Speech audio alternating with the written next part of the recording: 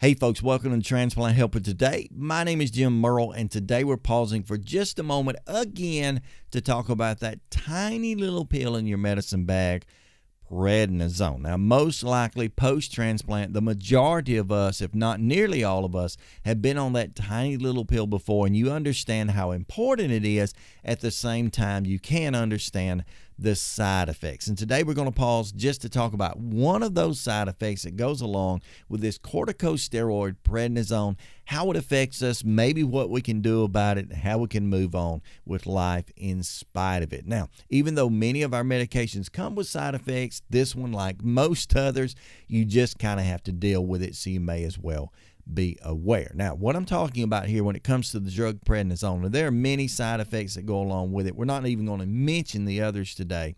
But what I'm talking about today is a little side effect known as roid rage. Now, if you're a child of the 80s like I am, you remember a time when many of athletes, men, women, both, I guess, were trying to buff up and bulk up and become superheroes, basically by taking a little drug, an injection most times back then, of antibiotic steroids. Now, what an antibiotic steroid would do was basically allow their muscles to, they're being torn during workouts, especially heavyweight lifting, but to repair themselves very quickly, to recover, and it would ultimately cause them to get huge. They would become like all the Incredible Hulks and such pretty quickly using that drug. And that drug did a lot to damage their bodies back then. It was not good. Most people who dealt with that back in the 80s are now having terrible, terrible problems as a result now.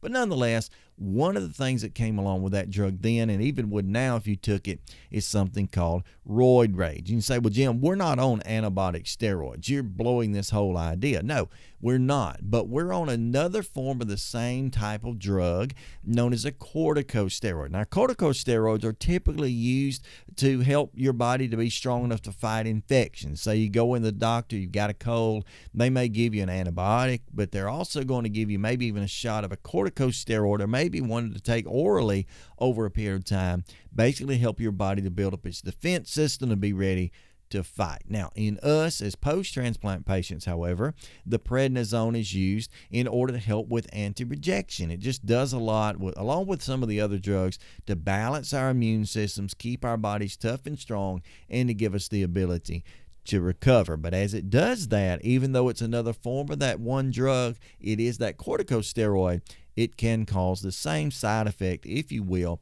that we might call roid rage. Now, roid rage is basically an inability to control, at times, not all the time, but at times, to control our emotions. Someone who's dealing with what I would call roid rage can go from being as angry as a grizzly bear one moment to as happy as a fairy the next, and as low and sad as someone who's lost their best friend right in the middle. And that's really how it can go. The pendulum swing of emotions can go from one side to the other and back almost instantly. And when we deal with that, it can be very, very hard on us, and especially hard on the people that we're around, our loved ones, our family members, our friends, and those people who don't really understand what's going on. It can be very, very problematic. So let me just basically tell you that you need to be aware that if you're going to be put on these drugs, or if you're on these drugs, that a lot of the mood swings, a lot of the pretty much depressive type states that you get into, they can be caused by this prednisone or this corticosteroid. In addition to that, many people looking in from the outside, when they see you acting this way, they might even throw out words like bipolar or multiple personalities or something like that at you, which are not correct diagnosis. But they may say that about you because they really don't understand. So just being aware that there could be the potential there for having problems like this, for having those emotions that are at times and for brief moments uncontrollable, is a big thing. And then letting your family, your friends, letting them know about it. But sometimes it's hard to do. You know, you look into the eyes of someone who you just mouthed off at or been mean to, whatever you want to call it, and you tell them, oh, please forgive me, that's just the medicine talking. sometimes they're so angry at that point they walk out of the room and won't give you the time of day. Well, I'm telling them, if you're a caregiver, if you're a family member, if your loved one has had a transplant, they might be dealing with something that's very, very real that they basically cannot help. I had a transplant's wife the other day talking to me, and she was talking to me about different side effects, different things that were going on with him in the first few weeks. And she said, Jim, you didn't tell me about this. You didn't tell me he was going to be so mean. Well,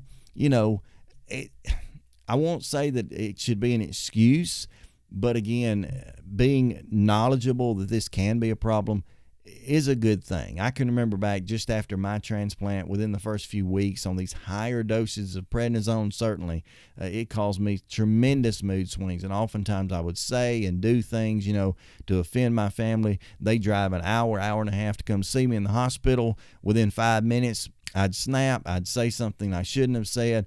I'd tell them to go home.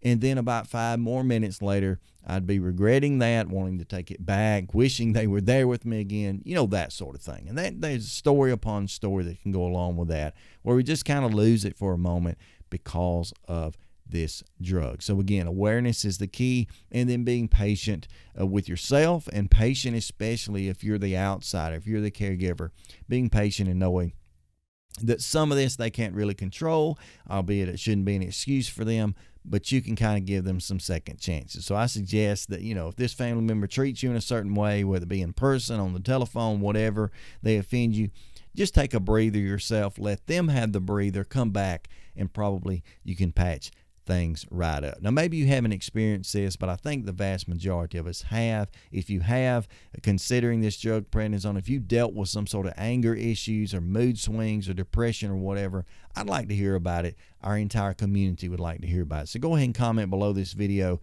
Tell us a little bit about your story, and let's just let each other know, hey, that we're not alone. I appreciate you joining me today. If you've liked this program, go ahead and give it a thumbs up. If so, go ahead and share it out, and maybe even consider subscribing to this channel, even hitting the bell notification over there beside this channel.